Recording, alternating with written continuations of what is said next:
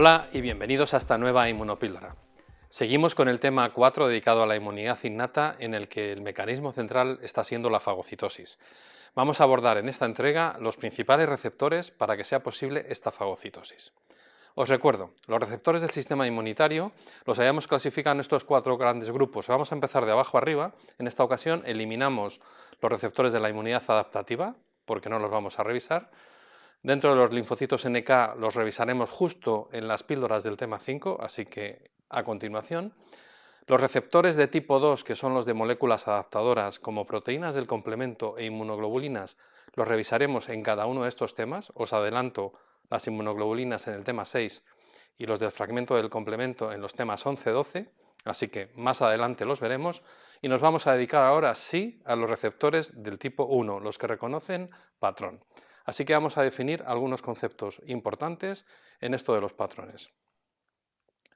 ¿Qué son esto de patrones moleculares? Pues son patrones moleculares asociados a patógenos. Eso se denominan PAMPs. La inmunidad innata no es capaz de reconocer de un modo diferencial el virus de la gripe, por ejemplo, de la salmonela. Pero si ambos, en su corteza, en su cabeza, en su envoltura, contienen una sustancia bioquímica igual, esto sería un patrón molecular. Así tenemos patrones moleculares como son los lipopolisacáridos, que los tienen muchas bacterias, tenemos el ácido lipoteicoico, que es de los hongos fundamentalmente, o las manosas, que están en muy distintas superficies, o las flagelinas, que es una proteína que está en todos los microorganismos que tienen flagelos. Y luego tenemos también dentro de estos patrones moleculares ácidos nucleicos, tanto DNA, hay islas donde se conjugan citosinas menos metiladas o hipometiladas, entonces son estas islas CG, CG, CG, pero también el DNA y el RNA viral, fúngico y bacteriano puede ser reconocido. Todo este tipo de moléculas que se repiten en distintos patógenos, os repito, se llaman patrones moleculares asociados a patógenos. Y van a ser sustancias frente a las que nuestras células innatas entran en contacto en inflamación. Pero en inflamación, por supuesto, cuando ha habido algún agente infeccioso. ¿Este es el único mecanismo inflamatorio del organismo? Pues no. Tenemos la llamada inflamación estéril o no infecciosa, que se produce por alteraciones en nuestros tejidos, por rupturas, por traumas, por algún otro problema, por degradación, por necrosis, por autofagia, por distintos mecanismos, por estrés térmico, estrés físico. Y esto va a hacer que las células liberen sustancias que habitualmente no están libres de las células, como pueden ser las proteínas de choque térmico, como puede ser la hialuronina, o también, ¿por qué no?, DNA y RNA propios o péptidos pequeños como son los formilpéptidos. Todas estas sustancias en una célula intacta no se van a ver fuera de la célula, pero en situaciones de estrés, como os decía, en situaciones de inflamación, en definitiva, no infecciosa sino estéril, se pueden producir. Y también nuestro organismo, nuestras células innatas, están preparadas para responder a estas moléculas. Estas moléculas, por analogía, se les llama DAMPs, que son patrones moleculares asociados a danger, a peligro, aunque también se ha podido traducir como daño celular. Así que tenemos receptores de la inmunidad innata que reconocen tanto PAMPs, patrones moleculares asociados a patógenos, como DAMPs, patrones moleculares asociados a peligro. Y estos receptores se llaman en conjunto PRRs, receptores de reconocimiento de patrón. Vamos a ellos. Hay muchos receptores de reconocimiento de patrón y se agrupan en familias estructurales y según sus ligandos, pero también podemos hacer una primera aproximación a ellos según su modo de expresión, de modo que tenemos 3 grandes tipos: los que se secretan al exterior celular, los que se expresan en las membranas celulares y los que están en el citoplasma. Empecemos por los secretados. Dentro de los secretados están las pentraxinas, de los cuales el más conocido es la proteína C reactiva, proteína de fase aguda que se libera desde el hígado en situaciones de inflamación y de un modo muy inespecífico. También están las colectinas, de las cuales la más representativa es la lectina unidora de manosas o proteína unidora de manosas, que inicia la vía de las lectinas del sistema de complemento y que se une a la manosa de las superficies de muchas bacterias. Y también dentro de estos PRR secretados están las ficolinas, que al igual que la proteína unidora de manosas puede iniciar la ruta de las lectinas del sistema de complemento, pero que se une a otros azúcares complejos diferentes de la manosa. Si vamos a los PRRs de membrana, Aquí tenemos los receptores de desechos o scavenger receptors, que van a reconocer sobre todo lipoproteínas de desechos bacterianos y que hay distintas clases. Aquí os he puesto algunos solamente a modo de ejemplo. Sin duda, la familia más interesante y a la que dedicaremos probablemente más tiempo en este tema son los receptores tipo TOL, de los que al menos hay 10 subtipos descritos en el hombre.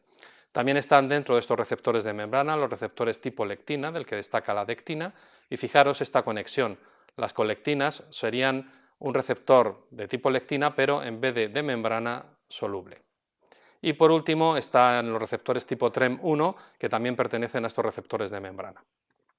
Por último, si pasamos al campo de los receptores de citoplasma, también hay muchos tipos, como veis.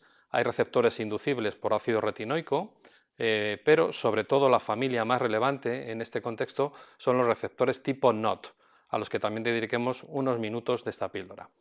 Hay otros receptores y receptores incluso de proteínas que no se expresan en el melanoma, que se denominan AIM2. Bien, si nos vamos a profundizar en alguno de estos receptores, vamos a ver las estructuras de los más relevantes. Empezamos por los receptores tipo scavenger o receptores de detritos. Tienen, como veis, todos un dominio transmembranal y tienen una zona en alfa hélice. Y por último, las zonas de interacción con las lipoproteínas bacterianas son unas hélices tipo colágeno. En este caso, este ejemplo es un trímero o un homotrímero de la misma proteína. Los receptores tipo TOL, pues como veis, tienen una estructura característica en forma de guadaña y es una repetición de un número variable de dominios ricos en leucina. Estos dominios LRR ricos en leucina son también proteínas de transmembrana y tienen un dominio de señalización intracelular que comparten con la interleucina 1. Por último, estos receptores tipo lectina, pues como su nombre indica, van a tener una cantidad de dominios tipo lectina variable en su estructura y que reconocerán en general azúcares en la célula contraria o en el patógeno, y tienen también dominios ricos en cisteína en sus extremos aminoterminales. Si nos vamos a los receptores principales del citoplasma, son los tipo NOT, donde, fijaros, comparten estos dominios ricos en lectina que tenían los TLRs, los receptores tipo TOL. Además tienen el dominio que les da nombre, el dominio NOT, que es un dominio de oligomerización de nucleótidos, y por último tienen los dominios de reclutamiento de caspasas, que van a explicar parte de su función. Así que bueno, esto es una pintura, es un esquema muy sencillo de la estructura bioquímica de los receptores principales. Si vamos a los receptores tipo TLR o tipo TOL, bueno, pues como os decía, hay al menos 10 distintos descritos en el hombre. El número de dominios ricos en leucina, como veis, es variable, entre 19 y 25 en los que son más grandes, y sí que es muy relevante que algunos de ellos se expresan en la membrana celular y otros, en cambio, se expresan en membranas de endosomas, lo cual va a aumentar muchísimo la funcionalidad de estas proteínas. También es relevante que algunos de ellos forman heterodímeros o dímeros con otras proteínas. Así TLR1 y 2 pueden formar un heterodímero, pero también lo puede formar el TLR2 con TLR6. Y por último, TLR4 se puede asociar a otras proteínas como CD14 para el reconocimiento de lipopolisacáridos. Importante que veáis que los receptores que se expresan en los endosomas justamente son los que van a reconocer los ácidos nucleicos, puesto que un virus, una bacteria, un hongo no va a tener ácidos nucleicos en su superficie. Solo vamos a ser capaces de llegar a esas estructuras bioquímicas cuando ya el patógeno está en degradación. Y también tenemos aquí asociado, para que lo podáis comparar, que estos receptores tipo TOL pueden en algunos casos reconocer patrones de peligro, patrones de daño celular, como hemos hablado. Así, por ejemplo, el RNA mensajero y RNA transferente puede ser reconocido por TLR3, al igual que puede reconocer esta misma proteína el RNA viral. Y también tenemos TLR2 y TLR1, cuyo dímero puede reconocer las proteínas de choque térmico, otros de los llamados DAMP o patrones moleculares asociados a peligro o a daño celular. De modo que si sumamos los receptores tipo TOL y los receptores NOT, pues nuestras células innatas tienen un gran repertorio, una gran colección de proteínas en su superficie, en la membrana de los endosomas donde se está produciendo la fagocitosis y en su citoplasma celular, en el caso de los NOT. Todos estos proteínas, todos estos receptores van a señalizar, una vez que reconozcan la sustancia, el patrón frente al que van dirigidos, van a señalizar, y estas son las cascadas bioquímicas de transducción de señales, en las que no vamos a entrar porque estamos en un curso introductorio. Pero sí que os quería mencionar que veáis que algunos receptores tipo TOL son dependientes de una proteína adaptadora que participa en muchas de las señalizaciones, como es MID88, lo veis en muchos casos, mientras que otros son independientes y la proteína adaptadora en este caso es TRIF. Y lo que sí me interesa es que veamos que todos ellos llevan a la activación de factores de transcripción nuclear. Son proteínas que una vez en su forma activa en el citoplasma se translocan al núcleo y allí inducen la transcripción de RNAs mensajeros y posteriormente la traducción a proteínas. Bueno, lo que nos interesa saber aquí es un receptor tipo TOL, que es de la inmunidad innata, qué consecuencias va a tener su activación y la transducción de señales. Bueno, pues hay dos factores de transcripción nuclear que se van a activar normalmente con los TLRs y con los NOT, que es el NF-kappa beta y el factor de nuclear AP1. Estos dos sí que interesa que os quedéis con este dato, porque lo que van a inducir es la expresión, por un lado, de citocinas proinflamatorias. Van a promover una respuesta inflamatoria. Van a promover la expresión de interleucina 8, que es una quimiocina, va a atraerse más células a la zona inflamada. Se van a liberar también interferones de tipo 1, que son los interferones alfa y beta que tienen acción antiviral, pero también, y muy relevante, es que se van a inducir la expresión de proteínas HLA, tanto de clase 1 como de clase 2. Y fijaros, este paso es clave. ¿Por qué? La expresión de HLA de clase 1 y de clase 2 va a provocar que un reconocimiento tipo TOL ponga en marcha parte del nivel 3 de la respuesta inmune, la inmunidad adaptativa, porque si no hay expresión de proteínas HLA de clase 1 y de clase 2, no va a haber respuesta adaptativa.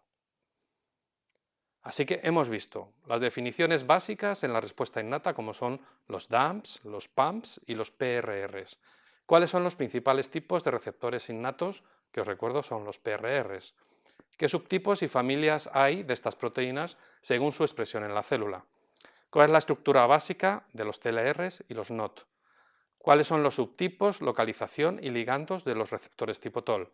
Y por último, la señalización por TLRs, cuáles son las rutas y las consecuencias finales de esta activación. Si todo esto os ha quedado claro, deberíais saber contestar las siguientes preguntas. ¿Una proteína de choque térmico es un ejemplo de PAMP o de DAMP? ¿Los ácidos nucleicos solo funcionan como PAMPs? ¿En qué localizaciones celulares se expresan los PRRs? ¿Cuáles son tres familias fundamentales de PRRs de membrana? ¿Cuáles son los principales PRRs intracelulares? ¿En qué localizaciones celulares se expresan los TLRs? ¿Qué TLR reconoce la flagelina de los patógenos y cuál reconoce las islas CpG hipometiladas? ¿Cuáles son los factores nucleares de transcripción que se activan por la señalización de los TLRs? ¿Qué proceso fundamental se induce por el aumento de expresión de las moléculas HLA? Es una buena colección de preguntas. Si las has sabido todas, adelante con la siguiente píldora. Si no, puedes repasar esta tantas veces como necesites y volver a contestar las preguntas. Yo te veo en la siguiente.